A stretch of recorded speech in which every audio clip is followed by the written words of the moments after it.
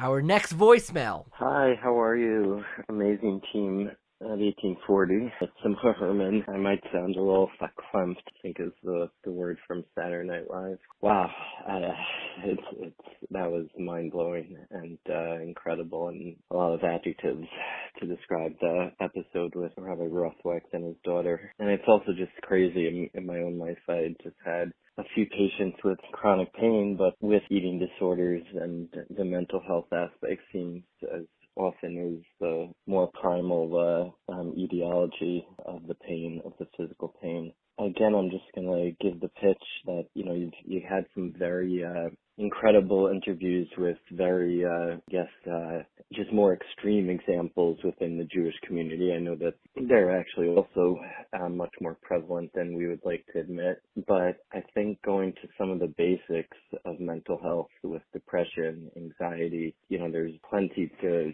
go with more extreme examples like schizophrenia, bipolar, more psychotic disorders. But within the regular mental health, it's what most of our community is struggling with. I mean, you did a great job with materialism, but that so much factors into the mental health space and what it is we are trying to do in this world, what our focus is, what we pay attention to, but really to have on some people who have gone through very significant, more of the bread and butter mental health. I really implore you. I think it's so important. I just, my own community, as I do more within the mental health space in my practice, I just have more and more people coming over to me, and it's so overwhelming. And like what each family is going through, what each individual is going through, and there's so much mental health that needs to come out of the closet a little bit more. And we're so much better than we were in the past,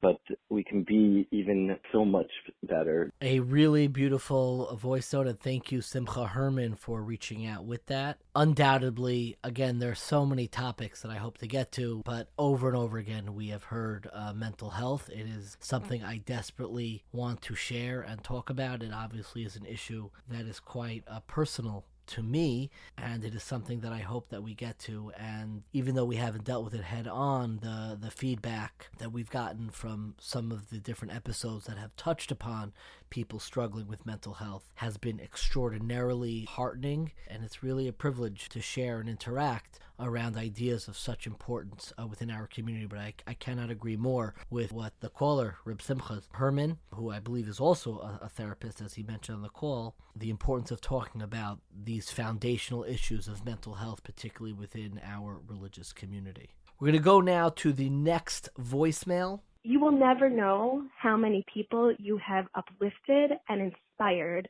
with your courage and with sharing your story. And I can't thank you enough. I'm personally indebted to you, but your mother told me that she was just flooded and continues to be inundated with phone calls, with texts, with messages since that episode aired. And I feel like I almost need to ask your whole family from Mechila to bombard them on a week before Pesach. But you guys really, you're amazing. You're amazing. And Tzipora, you are amazing, and I can't thank you enough. We heard so much feedback from this episode with Rabbi Rothwachs and his daughter Tzipora Rothwachs, really heroes in all of this.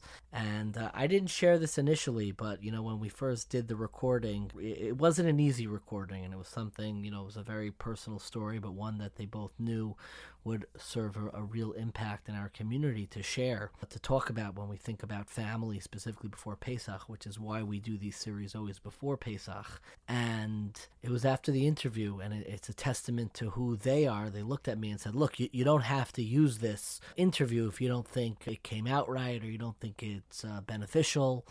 And I have always found that the greats who we've interviewed have all said the same thing to me. They look at me. I remember this is what Rav Aaron Lopiansky said the same thing. He was an early interview we had when we spoke about Jewish peoplehood. I remember he began the interview saying, look, you don't have to use any of this. And there's a certain humbleness that very often translates, particularly with the Rothwachs interview, into a certain resonance that really can't be captured in any other way. And they're just incredibly special people, and I echo everything that this caller has said.